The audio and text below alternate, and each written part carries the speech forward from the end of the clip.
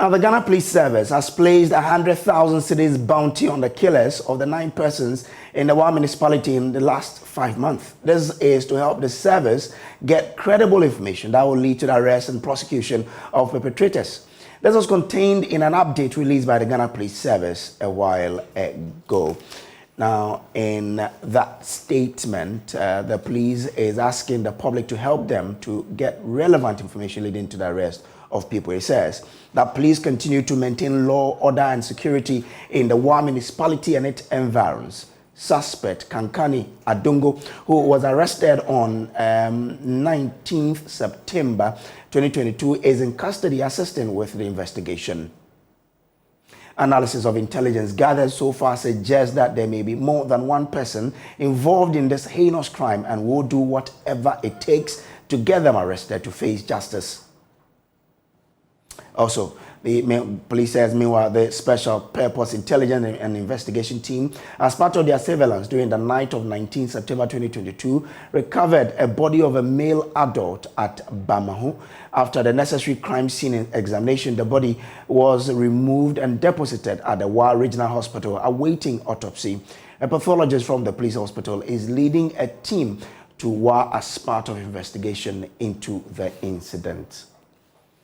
We continue to urge anyone with credible information that will lead to the arrest and prosecution of the perpetrators to come forward and share with the police. In line with this, a reward of 100,000 Ghana cedis has been set aside for anyone who provides information in that regard. That's the statement from the police there.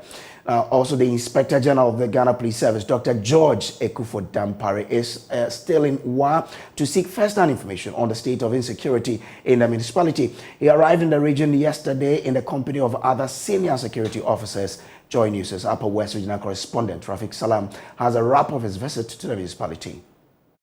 The Inspector General of the Ghana Police Service, Dr. George Ekufo-Dampare, upon arrival in the Wa municipality and after a whistle-stop visit to the Upper West Regional Police Command Headquarters and headed straight to the Upper West Regional Coordinating Council, where he met the Upper West Regional Minister, Dr. Hafiz bin Sali. The meeting, which was closed door, lasted for an hour. The IGP then went into town for a walkabout, interacted with some residents at Loro stations and by the roadside. How dark is your place? Very dark, very, very dark. No street lights, no nothing, no street lights. And I was going to part. No street light, no nothing. There's no building for you to live in. I'm going to have to stay in. But if I say nothing, at least you understand. I understand. Yes. Because you are my teacher, so I understand. Very well. The overlord of the Walla traditional area, now Hussein said the people the fourth in his meeting with the IGP did not mince words on the poor state of the region's security. The one-hour speech was articulated in a statement by his spokesperson, Nakadir Ibrahim. When you realized the killings were getting one too many, you sent a team of investigators to support the criminal investigation department within the police service in the region. When again the police service in the region got overwhelmed by the increasing spate of killings, you sent more men to beef up the number of your men on the ground. Admittedly, however, upon hindsight, one can describe the actions not only as knee-jerk reactions, but also as too little, too late. The Walla overlord opined that the recent spate of murders has exposed the weakness and vulnerability of the country's security services. The Upper West region, so close to the borders of the country, should have been adequately catered for in terms of security, particularly in these turbulent times. These killings have exposed our insecurity, our nakedness, and our vulnerability. Mr. IGP, this is a wake-up call.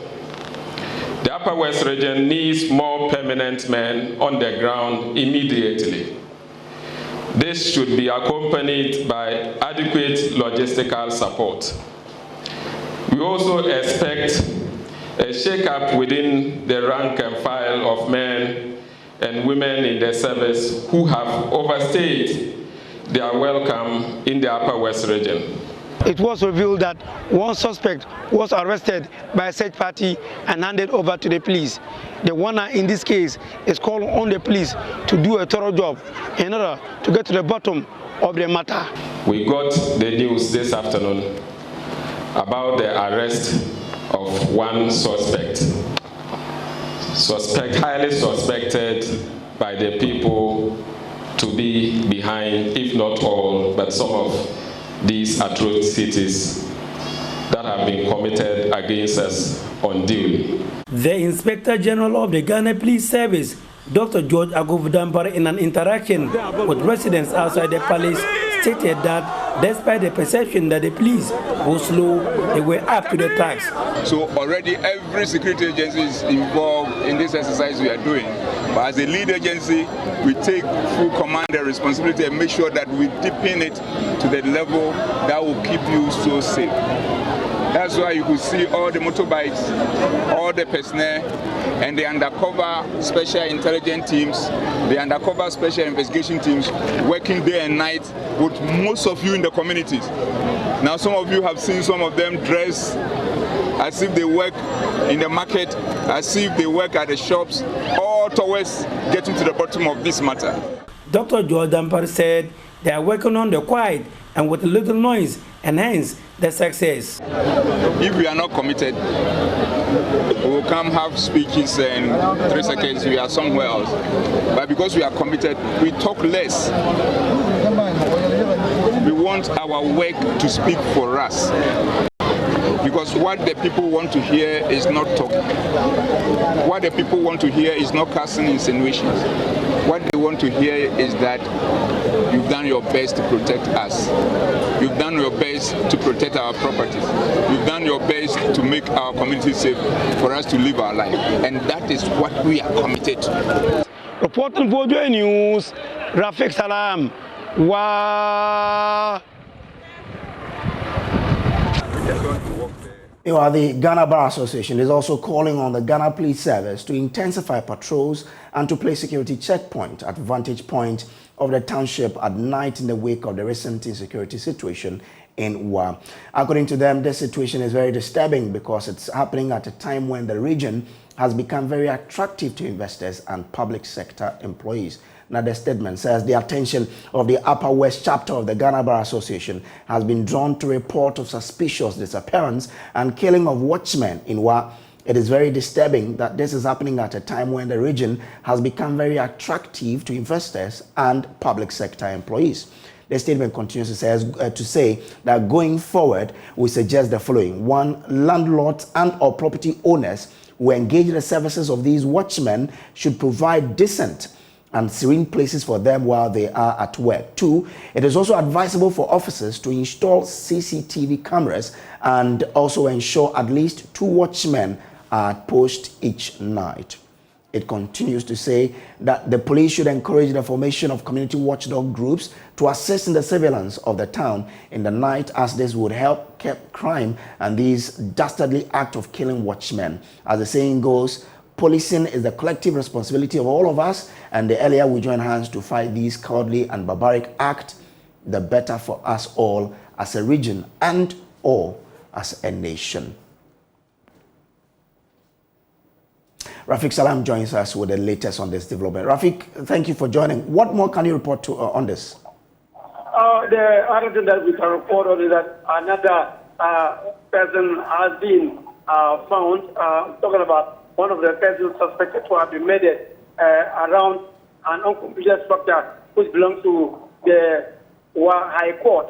And so this body is said to be identified, but we are told that most organs, important organs on his body are nowhere to be found. They talk about the private part, the 2 kidneys, and then the body has been moved to the Upper Hospital where they are expected to do. So this brings to 3 bodies that have been recovered, right? For now, the number is 2 that has been recovered so far. Okay. All right. Thank you very much for joining us. That's Rafiq Salam there. Now, Ghana's fight against illegal mining, popularly known as Galamsey, is being called out by a section of the public who are calling for a more potent way of dealing with the menace. Recently, experts have warned that Ghana may soon need to import water since the majority of our water sources have been heavily polluted. The Western region is arguably the region with the largest illegal mining site in Ghana. Water sources in the region have consequently been heavily polluted with toxic chemicals used by the miners in their operations. In the following report, which was first aired in 2019, my colleague Latif Idris tells the story of how illegal mining activities have denied locals of potable water sources. Small-scale miners, Pristia, Bogoso, Takwa, Wasa, Diaso, Bibieni. Every district has seen its good share of illegal mining. So have the rivers here. The Pra and Cobra, Butri, Bonsa, and other tributaries have all been polluted by the illegal miners. In these areas, Galamsey helps the local economy to survive. When livelihoods are affected, obeying a ban like this becomes very difficult. Many of the miners are still digging their way out of poverty in spite of the ban. Little improvements has been seen in the quality of the Pra River. It has still maintained its brownish status, and the people here are lamenting about the damage Galamsey has caused to one's source of potable water. The Galamsey people destroy the water and we can't use it to do anything because there is the Galamsey people, they use some other chemicals to do the Galamsey, so you can't use it. Have you been bathing in this Butri River? Please, yes. For how long? Many longs. The Galamsey people pollute the water and the water becomes dirty. So the water bodies are clearing up, you would say? It has been spoiled for a long time. Now we cannot even fetch water to drink based on this Galamsey issue. We cannot fetch. Formerly we used to fetch this water when we are going to farm. But now because of that, we cannot even fetch water unless we buy sachet water before we can drink. There is also River Bonsa, which passes through Bonsaso 1 and 2 at Drompim in the Takwan Suayim district of the Western region. Joseph Asante lives in a single-room self-contained along the edge of the river. Right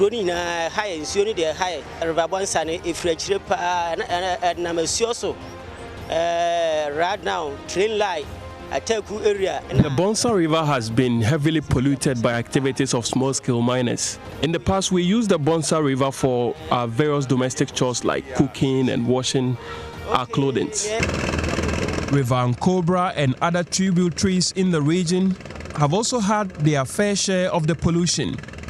No one drinks from these rivers any longer. Now, research shows over 12,000 hectares of cocoa farmlands have been traded off for gold in 10 years. Research has shown about 12,000 hectares of that land have been traded off for artisanal small-scale mining in the Amansia West District between 2010 and 2020. Researchers at Trobimbos International, Isaac Nono, explains the use of remote sensing and other research tools have shown the change in land use. Land used for growing food crops were also lost. Mr. Isaac Nono is a lead researcher and he joins us through Zoom with more. Thank you so much, sir, for joining us. Now, tell us more about this research. Thank you very much for having me. And actually, Tropimbos is set to find out. We saw the need that small-scale mining is really affecting the land. So as researchers and as an organization, Tropimbos Ghana, we wanted to find out to what extent has this artisanal small-scale mining or Galamsey taking over land, especially cocoa, because we are very interested in cocoa. So we looked at the amount of this land that has been taken over by cocoa, and we therefore employed the remote sensing and the GIS data to find out to what extent over the past 10 years, between 2010 to 2020, to find out the amount of this cocoa land that has been taken over by small-scale mining, or like Galamsey, as we call it. Strangely, we found out that about over 12,000 hectares of just specifically cocoa farms. These are crops, not necessarily any other crop land, but specifically cocoa farms. About over 12,000 have been given over or has been taken over by just small-scale mining, and it's really, really a great threat to cocoa farming in Ghana, especially in mining areas.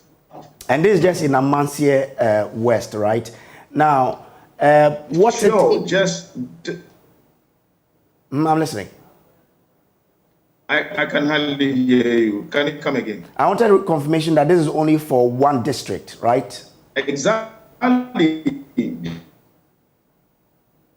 Mr. No, unfortunately, your line is breaking. Are you still there with us? It's just for Amansie West. You saying? Okay. So what is its impact on Ghana's cocoa yield? We know that sometimes yearly. We know that. Mm-hmm. We know that Ghana is. It happened one time. Happens to be the leading producer of cocoa. We lost it to Cote d'Ivoire, and if mining is taking over a lot of this cocoa lands. Let me be quick to add that Ghana is the second leading producer of cocoa, not as a result of per acre yield, but as a result of land size. Because in Ghana, our average acre is around 400 kilograms per hectare. So comparing this to other countries like Indonesia, Malaysia, that is coming up with cocoa production, they are doing over 1,000 kilograms. So Ghana is second because our land size is large. So if we are losing some of this land size of cocoa farms as a result of mining, then definitely our position as the second leading producer of cocoa in the world, we can lose it. Secondly, to the use of this chemical and other associated chemicals in refining gold, it becomes very complex for other international organizations like the EU that is very interested in, that always buys a lot of cocoa from Ghana, raise red flags, especially when it comes to the use of mercury, it comes to the use of cyanide and other chemicals. So it can have a dent on the cocoa production from Ghana, which will really, really affect the economy in the long run. Was the research able to come out with what can be done to reverse the trend? Now, yeah, something. We came out with something, but in one of the things that really led people to give out this farms, some even though some were forcibly taken from them, some were able to give the land because they saw that the cocoa weren't yielding that much, so they just have to give it out. And others found out that, man, if these miners come, they're able to pay them some money, which they've probably not seen before. So per hectare, they can give them an amount which they feel is very good, then they offer their land. All right. Okay. And other times too, they see that they promise them of restoring their land for them. So they promise them that after taking over their cocoa farm, they will restore the land, then the land will regenerate.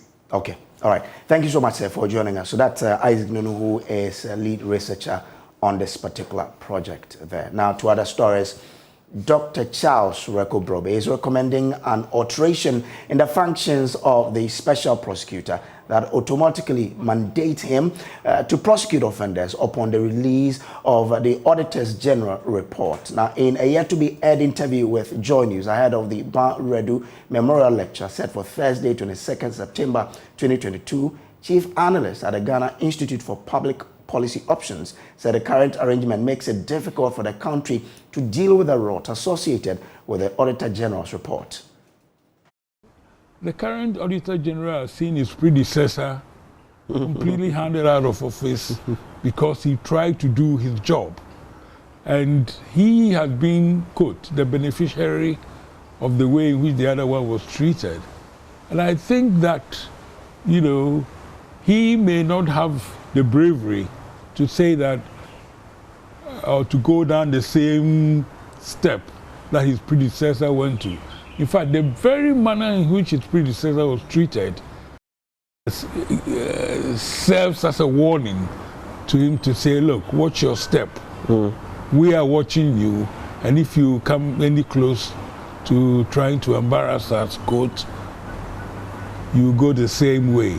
Are you suggesting Mr. Kwama may be very much shaken, afraid of the consequences of going down that road? I'm not suggesting that at all. I mean, it's obvious that if somebody has been hounded out so that you've been given the brief, you're going to be very careful. I mean, he has been very professional in identifying all the malfeasance and the inappropriate use of money, but the action point, surcharge and disallow, he wouldn't go down that route, because if he did, he would be upsetting the very people, you know, whose previous actions put him in his current position. I think the functions of the special prosecutor should be altered so that the Auditor General's report automatically is, once it's been reviewed by Parliament, goes straight to the special prosecutor for them, in a sense, to look at it, investigate, and take the necessary action against anybody who, in the view of both the Auditor General and the special prosecutor, has infringed on the proper laws of procurement and other things, and therefore needs to be prosecuted and also to have the funds they've stolen restored to the public purse. I think that might be a way in which people might be able to see a bit of action, because I'm not sure that the current system is going to, you know, we've seen this now,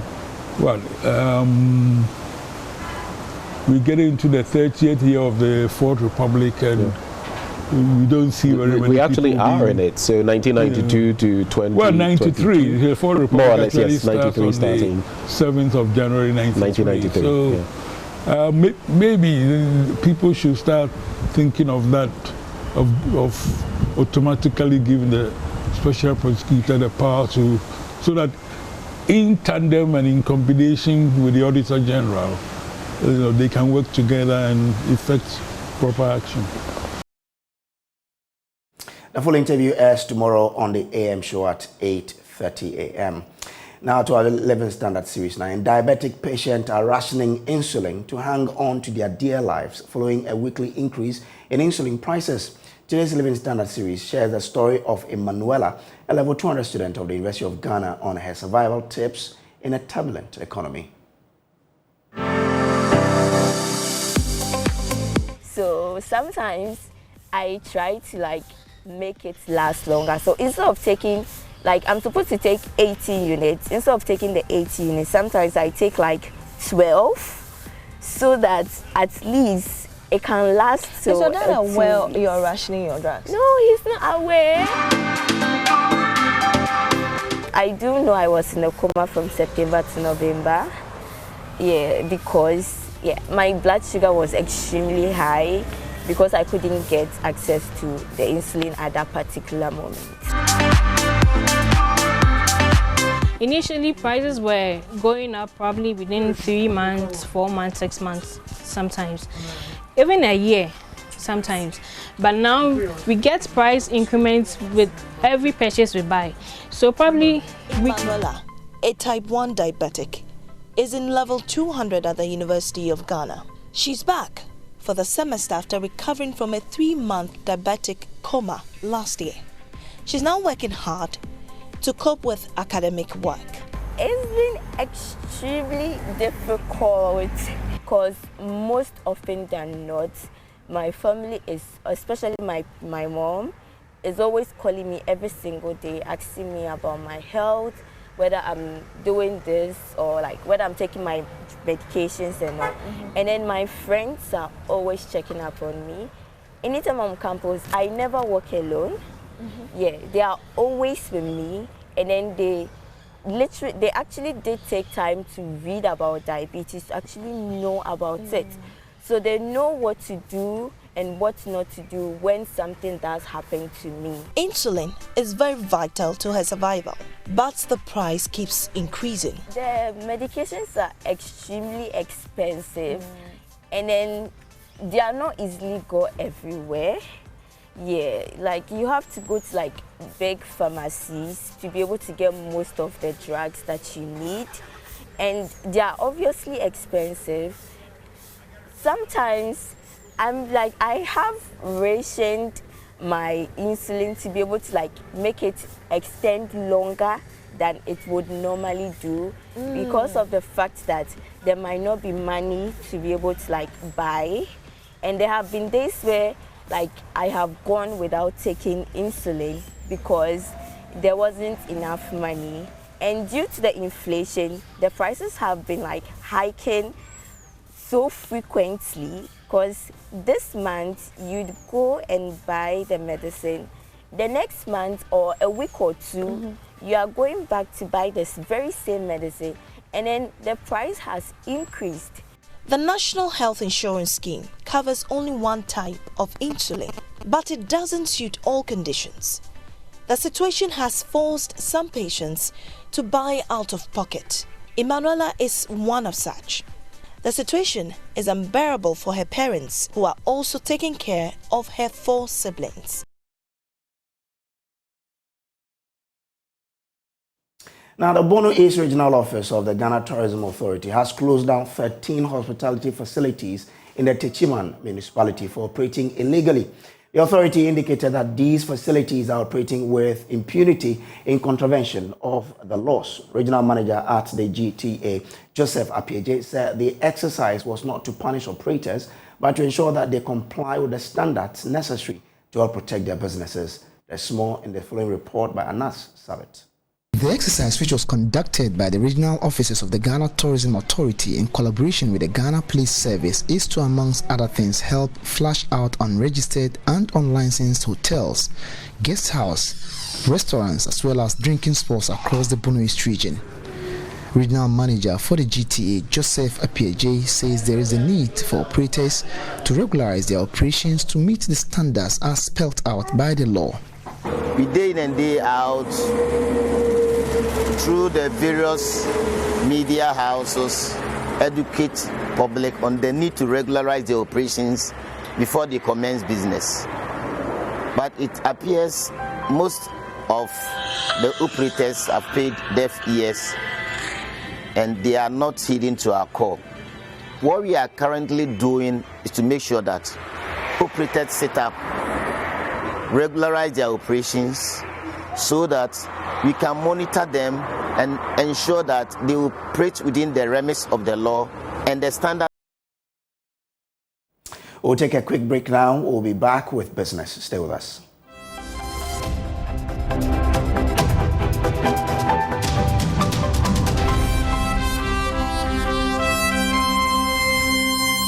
Hello, good afternoon. My name is Beverly Broom, and it's time to do business. The Chief Executive of Ghana Cocoa Board, Joseph Boahin Edu, has disclosed that Ghana has missed its projected cocoa production target for the 2021-2022 crop season.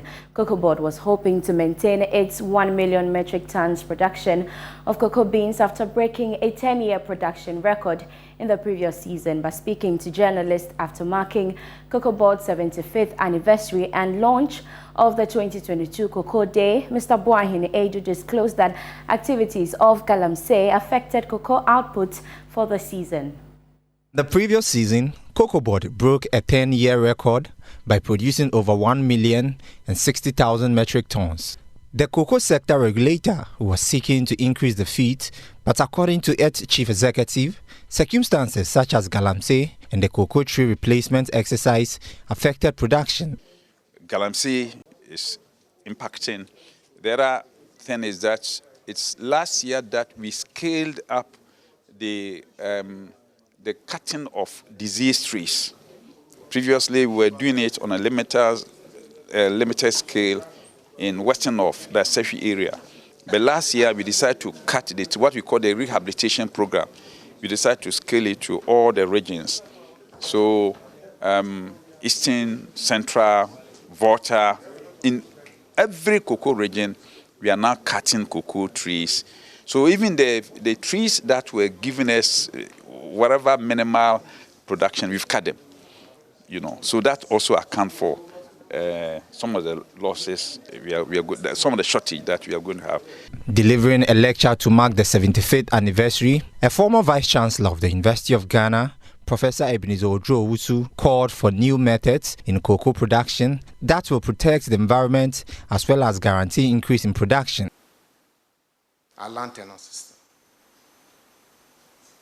We cannot run away from the fact that we have allowed the exploitation of gold and other minerals to destroy our environment and taken away from us the future of the nation in terms of sustained agriculture, especially the plantation crops, which obviously includes cocoa. How long will it take us to reclaim the destroyed lands to secure the future of our unborn generations? Walk around. It's just an eyesore, but we have allowed it. What kind of future are we creating for ourselves? Now, if you are not careful, I'm not a prophet of doom, but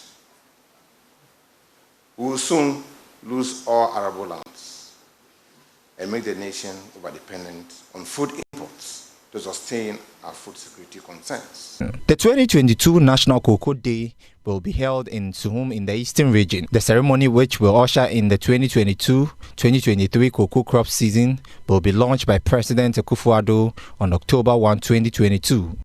Now let me take you to the Ashanti region, where traders at the Kejetia market in Kumasi are unhappy with management for defaulting in the payment of electricity bills. The traders claim to have paid over 80% of the total debt owed to the electricity company, but staff of ECG were at the market to disconnect power, courting the displeasure of the traders. 3 months ago, the ECG cut power at the Kejetia market. Businesses were at standstill for 7 days. The traders had insisted on accessing separate meters as a condition to offset their accumulated bills. But after an engagement with the Kumasi City Mayor, the traders agreed to honor payment. Per an arrangement, the traders claim management of the market has collected 4 million out of the 5.4 million Ghana cedis owed ECG. They were therefore surprised when staff of ECG attempted disconnecting power after the almost 80% payment. ECG and form penny for Esma Majuma for Anka Mubabicha and Kanyanim. And no Emma who says Sikana, a judge for your chairman management in Young could do ECG for her. Eti ema akandifo no ni management no ekohia ma yebusa omo hunu senti a sika no enkoye na omo kire yen se omo e check bi koy na Ghana Commercial Bank for enya technical problem bi ntina ECG for entimi enyi sika no. Ruben Ami is the secretary of the Traders Association.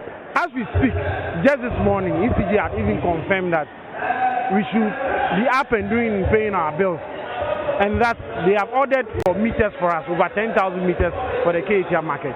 So therefore we should pay our bills. And yesterday, luckily enough, we were lucky that ECG had not come to disconnect our power. Why? Because we had defaulted on the payment plan after they came to disconnect our power in June.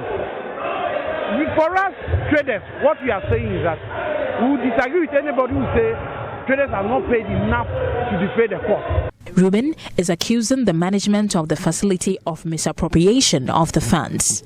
The internally generated fund is the only source of funding in managing the market, which is basically through market tolls and service charges. The traders suspect the management used the fund to pay staff bonuses for 2021.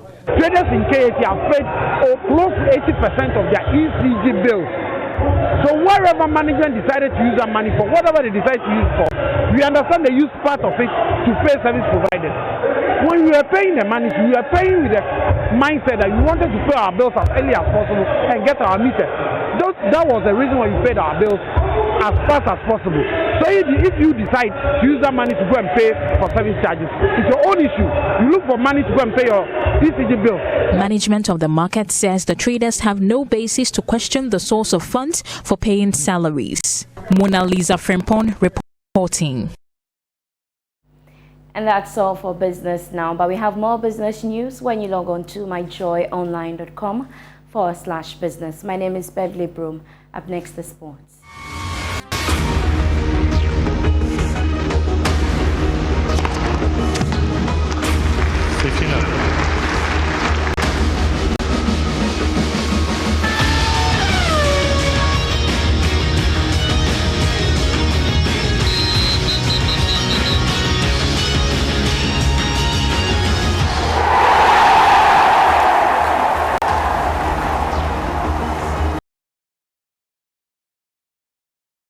Good afternoon. Let's do sports here on Joy News today with me, Muftau Nabila Abdullah.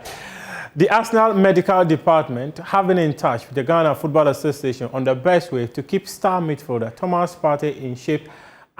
Meanwhile, Black Stars assistant coach George Burton has challenged home-based players to compete for a place in the senior national team ahead of the FIFA World Cup in Qatar.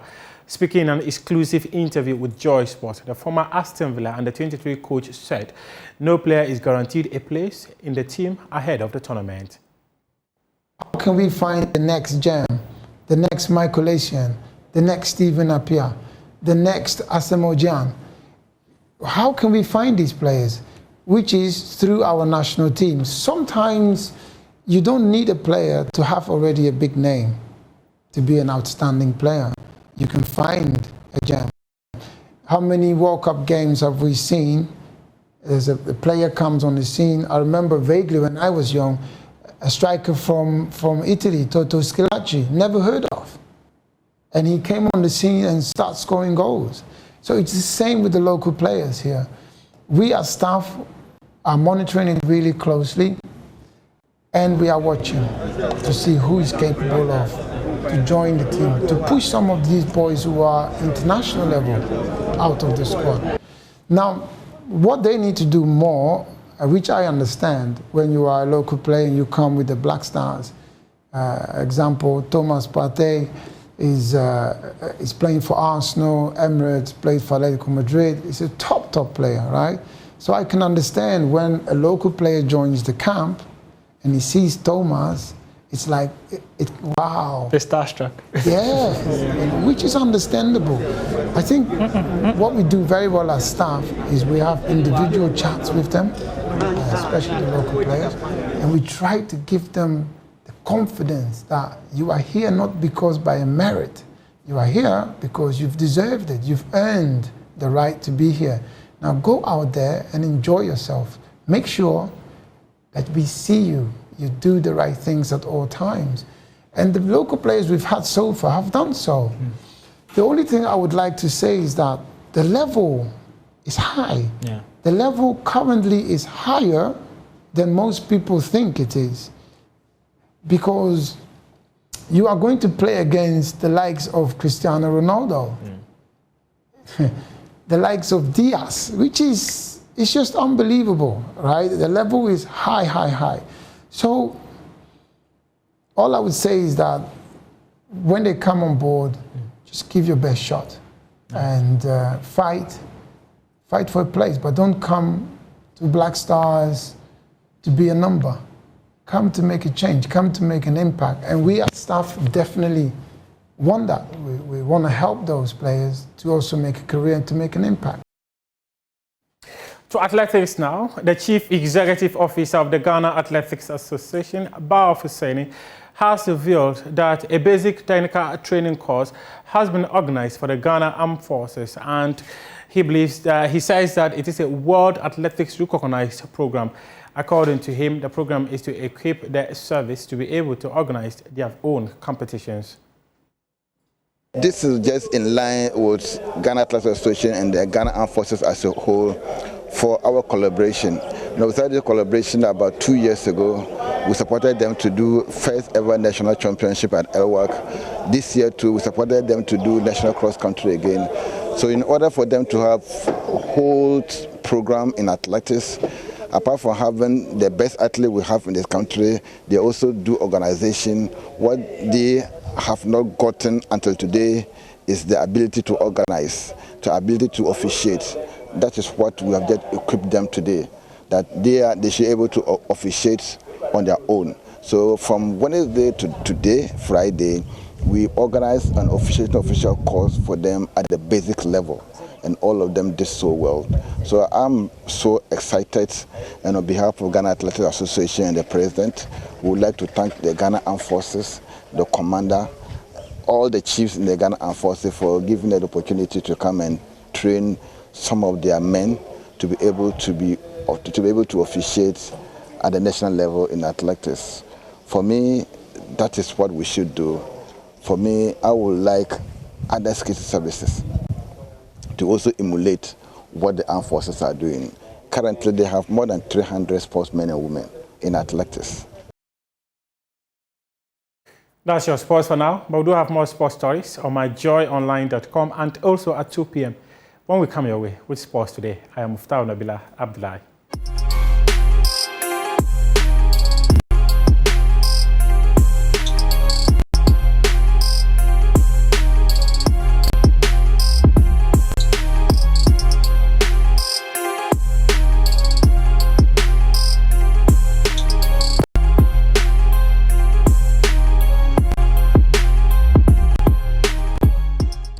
Good afternoon, welcome to Showbiz here on Joy News today. Our music producer Kewa has revealed that from all the artists he has produced and mentored, Hip Life duo Keche always comes back to show gratitude. Kewa believes that duo have excelled in their craft over the years and credits their humility for their success chalked in the industry. Yeah, I mean, anybody I put up, I make sure that I've said over and over, yes, talent is necessary, but I don't sign talent. I sign people who are passionate about what they do. It got to a point they were not even thinking music. They were just thinking about how to help me to grow when it comes to putting up my music studio and, I mean, circumstance around me, you know, support, 100% support. And so there were anybody who thinks more about you than himself. You have to know that they are going somewhere. And I mean, these two, that's the first thing I always found around them. And so I just knew that the future was very bright. Yes, and today we're here. Yeah, today we're here. They only have one album, the last time I checked.